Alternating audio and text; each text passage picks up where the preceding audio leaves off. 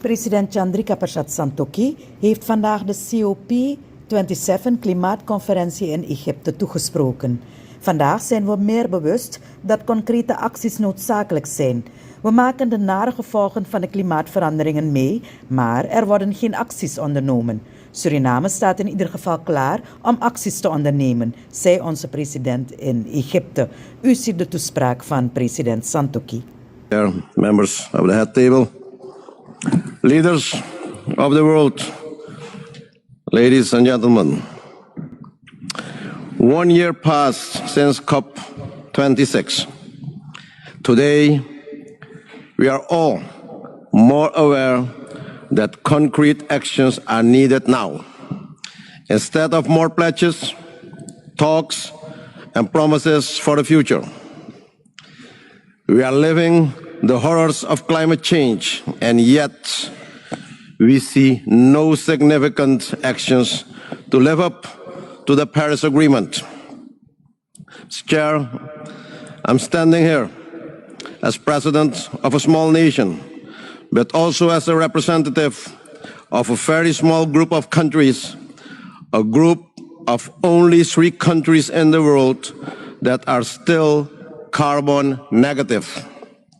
My country, Suriname, is also part of a larger grouping of 11 high forest and low deforestation countries and part of the Amazon forest.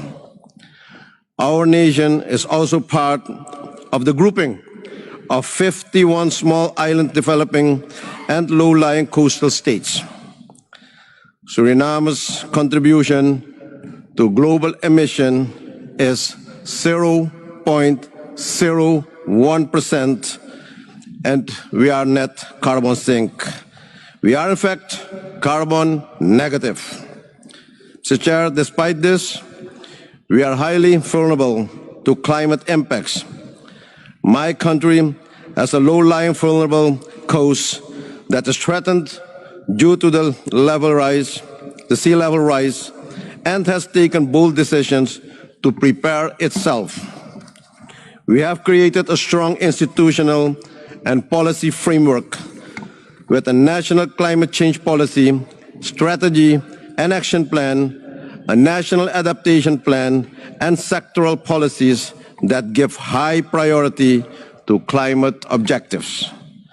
With assistance from the IDB, we have transformed our NDC into investment plan with an estimated $700 million in climate change investments.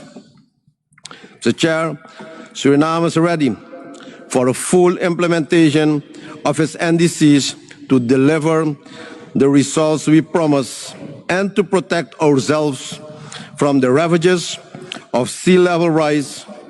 Suriname has committed to protect our mangrove forests from our limited state budget. Next year, Mr. Chair, we'll sign our first national climate agreement that will show our strong commitment to maintain our forests, to prioritize clean energy, and to promote the integration of climate mitigation and adaptations actions.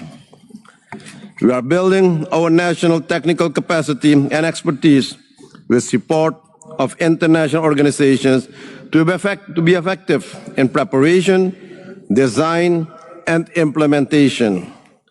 Mr. Chair, our energy supply is already for 50% renewable, and we are adding more.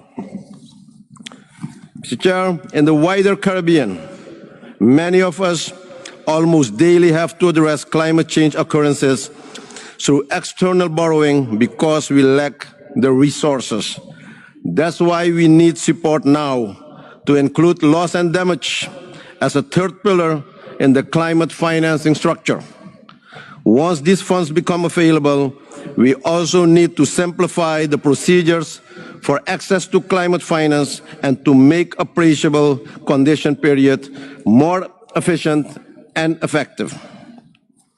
We cannot wait years to receive climate finance.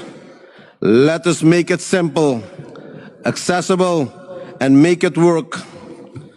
Mr. Chair, let us not create another international bureaucracy. The Bretton Woods Institutes should incorporate climate change in their economic recovery programs in a more effective way. Climate change has become part of the economic paradigm. We call upon the international community to put its money where its mouth is. Mr. Chair, the international community has promised billions, but thus far too little has materialized. Ladies and gentlemen, promises made must be kept.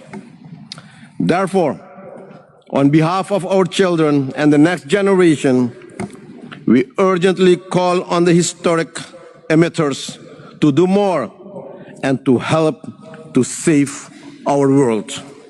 My country is doing its part in this regard with the limited resources and capacity. Mr. Chair, I thank you. May God bless you all. Thank you.